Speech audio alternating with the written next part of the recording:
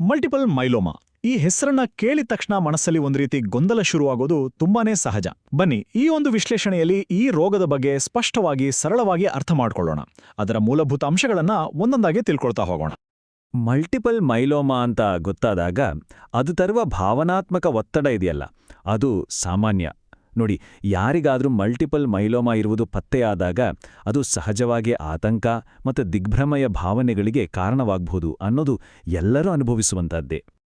ಆದ್ರೆ ಒಂದು ವಿಷಯ ನೆನಪಲ್ಲಿರ್ಲಿ, ಜ್ಞಾನ ಗಳಿಸೋದೇ ಮುಂದಿನ ದಾರಿಗೆ ಮೊದಲ ಮತ್ತು ಅತ್ಯಂತ ಶಕ್ತಿಶಾಲಿ ಹೆಜ್ಜೆ. ಈ ವಿಶ್ಲೇಷಣೆಯನ್ನ ಒಂದು ದಾರಿದೀಪ ಅಂತ ಅಂದ್ಕೊಳ್ಳಿ.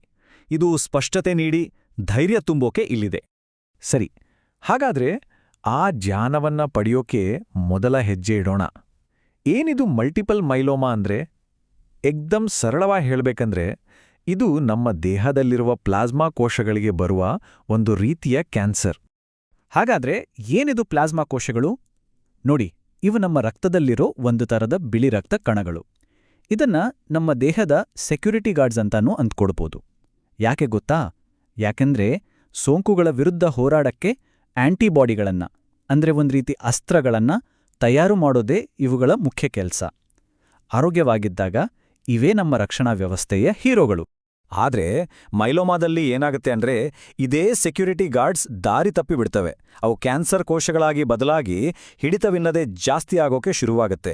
ಇವು ಪ್ರೋಟೀನ್ ಅನ್ನೋ ಒಂದು ಅನುಪಯುಕ್ತ ಪ್ರೋಟೀನ್ನು ದೊಡ್ಡ ಪ್ರಮಾಣದಲ್ಲಿ ಉತ್ಪಾದಿಸ್ತವೆ. ಇದು ನಮ್ಮ ಮೂಳೆ, ಮಜ್ಜೆ ಮತ್ತು ಕಿಡ್ನಿಗಳ ಕಾರ್ಯಕ್ಕೆ ಅಡ್ಡಿಪಡಿಸುತ್ತೆ. ಈಗ ಸಹಜವಾಗಿ ಒಂದಷ್ಟು ಪ್ರಶ್ನೆಗಳು ಮನಸ್ಸಿಗೆ ಬರಬಹುದು. ಇದು ಆನುವಂಶಿಕವಾಗಿ ಬರುತ್ತಾ? ಇಲ್ಲ. ಸಾಮಾನ್ಯವಾಗಿ ಮೈಲೋಮಾವನ್ನ ಆನುವಂಶಿಕ ಕಾಯಿಲೆ ಅಂತ ಪರಿಗಣಿಸಲ್ಲ. ಹಾಗಾಗಿ ಮಕ್ಕಳಿಗೆ ಬರುವ ಸಾಧ್ಯತೆ ತೀರಾ ಕಡಿಮೆ. ಹಾಗಾದರೆ ಯಾರಿಗೆ ಇದರ ಅಪಾಯ ಹೆಚ್ಚು? ವಯಸ್ಸು ಇಲ್ಲಿ ದೊಡ್ಡ ಪಾತ್ರ ವಹಿಸುತ್ತೆ. ಹೆಚ್ಚಾಗಿ 50 ವರ್ಷ ದಾಟಿದವರಲ್ಲಿ ಇದು ಕಾಣಿಸಿಕೊಳ್ಳುತ್ತೆ. ಇನ್ನೊಂದು ಮುಖ್ಯವಾದ ವಿಷಯ ಅಂದ್ರೆ, ಇದು ಒಬ್ಬರಿಂದ ಒಬ್ಬರಿಗೆ ಹರಡುವ ಸೋಂಕಲ್ಲ. ಮೈಲೋಮಾ ಅನ್ನೋದು ಒಂದೇ ದಿನಕ್ಕೆ ಬರುವಂಥದ್ದಲ್ಲ. ಇದೊಂದು ರೀತಿ ನಿಧಾನವಾದ ಪಯಣ. ಹಲವು ಹಂತಗಳ ಮೂಲಕ ಕ್ರಮೇಣವಾಗಿ ಬೆಳೆಯುತ್ತೆ. ಆ ದಾರಿ ಹೇಗಿರುತ್ತೆ ಅಂತ ನೋಡೋಣ ಬನ್ನಿ. ಈ ಪಯಣದ ಮೊದಲ ನಿಲ್ದಾಣ MGUS. ಇದು ಆರಂಭಿಕ ಸ್ಥಿತಿ. ಅಲ್ಲಿಂದ ಇದು ಸ್ಮೋಲ್ಡರಿಂಗ್ ಮಲ್ಟಿಪಲ್ ಮೈಲೋಮಾ ಅಥವಾ SMM ಅನ್ನೋ ಮುಂದಿನ ಹಂತಕ್ಕೆ ಹೋಗ್ಬೋದು. ಕೊನೆಗೆ ಚಿಕಿತ್ಸೆ ಬೇಕಾಗುವ ಸಕ್ರಿಯ ಮಲ್ಟಿಪಲ್ ಮೈಲೋಮಾ ಆಗಿ ಬದಲಾಗಬಹುದು. ಹಾಗಾದ್ರೆ ಈ MGUS ಮತ್ತು SMM ಇವೆರಡಕ್ಕೂ ಏನ್ ವ್ಯತ್ಯಾಸ? ನೋಡಿ, MGUS ಅಂದ್ರೆ ಹೊಗೆ ಇಲ್ಲದ ಬೆಂಕಿ ಇದ್ದ ಹಾಗೆ. ಅಪಾಯ ಇರುತ್ತೆ, ಆದರೆ ಸದ್ಯಕ್ಕೆ ಹಾನಿ ಮಾಡ್ತಾ ಇರಲ್ಲ. ಇದಕ್ಕೆ ಚಿಕಿತ್ಸೆ ಬೇಕಿಲ್ಲ, ಕೇವಲ ನಿಗಾ ವಹಿಸಿದ್ರೆ ಸಾಕು. ಆದರೆ SMM ಅಂದ್ರೆ ಹೊಗೆಯಾಡುತ್ತಿರುವ ಕೆಂಡ ಇದ್ದ ಹಾಗೆ. ಬೆಂಕಿ ಪೂರ್ತಿ ಹತ್ಕೊಂಡಿಲ್ಲ, ಆದರೆ ಅಪಾಯ ಜಾಸ್ತಿ. ಈ ಹಂತದಲ್ಲಿ ಬೆಂಕಿ ಹರಡದಂತೆ ತಡೆಯೋಕೆ ಕೆಲವು ಸಲ ಚಿಕಿತ್ಸೆ ಬೇಕಾಗ್ಬೋದು. ಸರಿ, ಈ ಮೈಲೋಮಾ ಕೋಶಗಳು ಮೂಳೆ ಮಜ್ಜೆಯಲ್ಲಿ ಶೇಖರಣೆಯಾದಾಗ ನಿಜವಾಗಿ ಏನಾಗುತ್ತೆ? ಇದು ನೀರಿಗೆ ಕಲ್ಲೆಸ್ದ ಹಾಗೆ. ಅದರ ಪರಿಣಾಮಗಳು ಅಲೆಗಳ ರೀತಿ ಇಡೀ ದೇಹಕ್ಕೆ ಹರಡಿ ಒಂದರ ಹಿಂದೊಂದು ಆರೋಗ್ಯ ಸಮಸ್ಯೆಗಳನ್ನ ಸೃಷ್ಟಿಸ್ತವೆ. ಮೊದಲನೇ ಹಾಗೂ ಅತಿ ದೊಡ್ಡ ಅಲೆ ಬಂದು ಅಪ್ಪಳಿಸೋದು ನಮ್ಮ ಮೂಳೆಗಳ ಮೇಲೆ.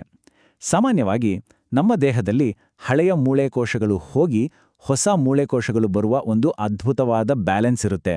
ಆದರೆ ಮೈಲೋಮಾ ಈ ಬ್ಯಾಲೆನ್ಸ್ನೇ ಹಾಳು ಮಾಡಿಬಿಡುತ್ತೆ. ಇದರಿಂದ ಮೂಳೆಗಳು ತುಂಬಾನೇ ವೀಕಾಗಿ ಸುಲಭವಾಗಿ ಮುರಿಯುವಂತಾಗ್ತವೆ. ಹೀಗೆ ಮೂಳೆಗಳಿಗೆ ಹಾನಿಯಾದಾಗ ಅವುಗಳಿಂದ ಕ್ಯಾಲ್ಷಿಯಂ ರಕ್ತಕ್ಕೆ ಸೇರ್ಕೊಳ್ಳೋಕೆ ಶುರುವಾಗತ್ತೆ. ರಕ್ತದಲ್ಲಿ ಕ್ಯಾಲ್ಷಿಯಂ ಮಟ್ಟ ಜಾಸ್ತಿಯಾದಾಗ ದೇಹಕ್ಕೆ ಒಂದು ರೀತಿ ಗೊಂದಲ ಶುರುವಾಗತ್ತೆ. ಇದರಿಂದಾಗಿ ಅತಿಯಾದ ಬಾಯಾರಿಕೆ, ವಾಕರಿಕೆ, ಗೊಂದಲ, ಮಲಬದ್ಧತೆ ಈ ಥರದ ಸಮಸ್ಯೆಗಳು ಕಾಣಿಸ್ಕೊಳ್ತವೆ. ಎರಡನೇ ಅಲೆ ನಾವು ಆಗಲೇ ಮಾತಾಡಿದ ಪ್ರೋಟೀನ್ನಿಂದ ಬರುತ್ತೆ.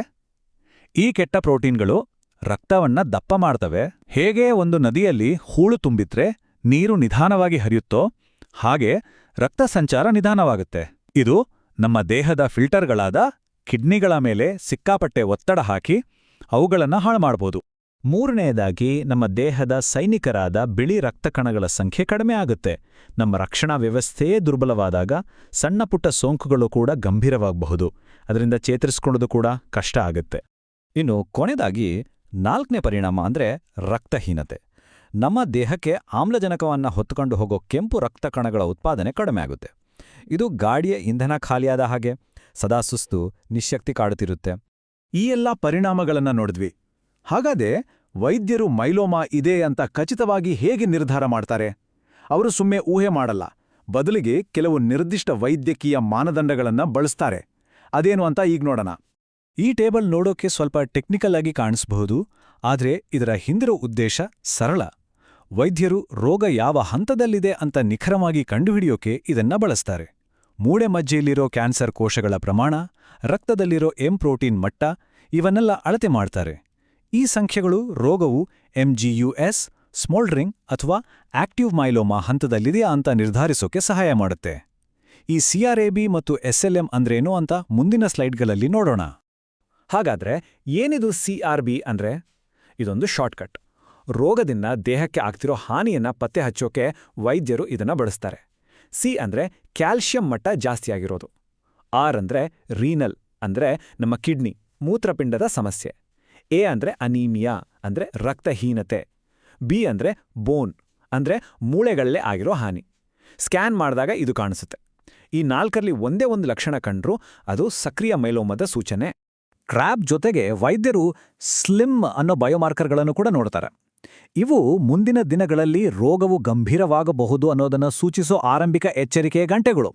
ಉದಾಹರಣೆಗೆ, ಮೂಳೆ ಮಜ್ಜೆಯಲ್ಲಿ ಕ್ಯಾನ್ಸರ್ ಕೋಶಗಳು 60% ಹೆಚ್ಚಾಗಿದ್ರೆ S for 60%, ರಕ್ತದಲ್ಲಿ ಕೆಲವು ಪ್ರೋಟೀನ್ಗಳ ಅನುಪಾತ L for ಲೈಟ್ ಚೈನ್ ತುಂಬಾನೇ ವ್ಯತ್ಯಾಸವಾಗಿದ್ರೆ, ಅಥವಾ MRI ಸ್ಕ್ಯಾನ್ನಲ್ಲಿ ಒಂದಕ್ಕಿಂತ ಹೆಚ್ಚು ಗಾಯಗಳು M for more than 1 ಕಂಡ್ರೆ ಕ್ರ್ಯಾಬ್ ಲಕ್ಷಣಗಳು ಬರೋ ಮುಂಚೆಯೇ ಚಿಕಿತ್ಸೆ ಶುರು ಮಾಡಬೇಕಾಗ್ಬೋದು. ಮೈಲೋಮಾ ಅಂದ್ರೇನು ಅನ್ನೋದರ ಒಂದು ಸ್ಪಷ್ಟ ಚಿತ್ರಣ ಈಗ ಸಿಕ್ಕಿದೆ. ಈ ಜ್ಞಾನವನ್ನ ಒಂದು ಸಾಧನವಾಗಿ ಬಳಸ್ಕೋಬೇಕು.